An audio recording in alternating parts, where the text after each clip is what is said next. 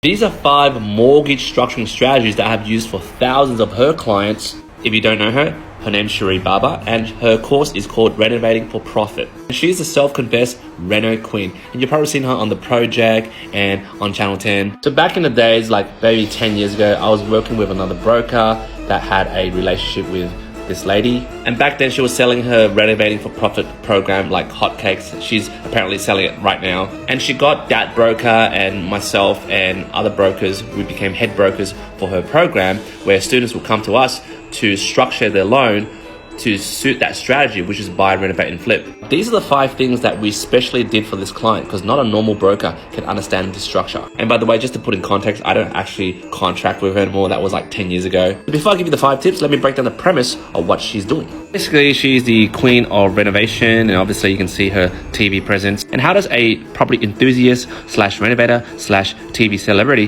make money? Well, they flog a course. Now, this course costs maybe, $10K or something like that. And she sells it to a lot of noobs, like, first home buyers, first time investors that, seen her, great flips and go, wow, I can make quick buck. And by the way, I sound sarcastic, but actually her program is pretty good, okay? Not bad mouthing her. Her course and herself teaches a lot of these noobs who are, obsessed with the block and fans of property development and flipping all that stuff. And she teaches them to, find these, crummy old properties, that need a fresh cosmetic renovation, and then with her course teaches them how to, on a cheap scale, renovate it.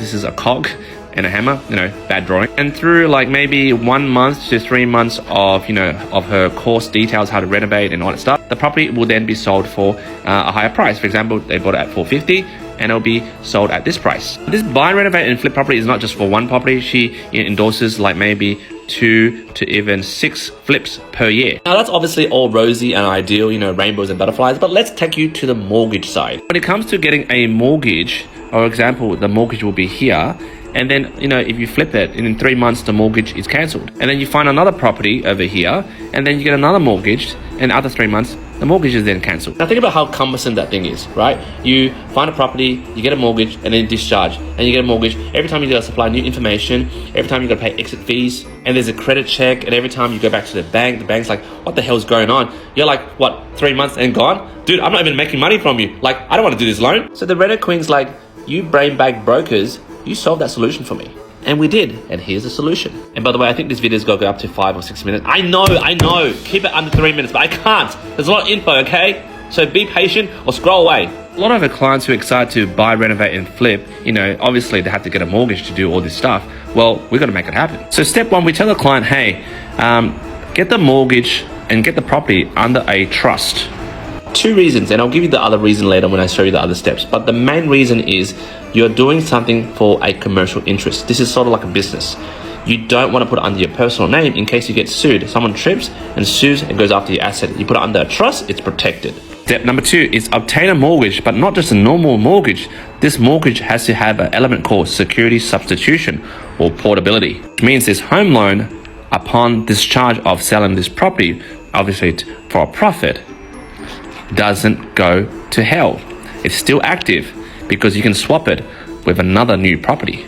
Now mind you, not a lot of bank credit assessors understand what this is because they've never seen this crap in their whole life. So as a broker, you got to have a lot of experience to explain that to them and actually teach them that. Otherwise, they won't know this exists. Step 3, you got to have a trust bank account. And in this trust bank account, you got to have some decent funds, okay? Around maybe, 40 or 50K. The reason being is when you look at step 2, which is security substitution, the original mortgage is secured against a property. But once this property is discharged, you won't necessarily find the new property to substitute it.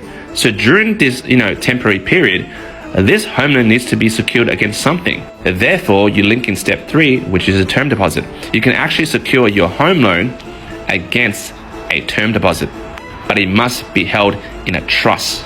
Therefore, that explains why you need to open a trust account. Step 4, when you find the new property to flip and, get a home loan to grab that property, is that you then switch the deposit, which is against this old home loan, and port it to a new property.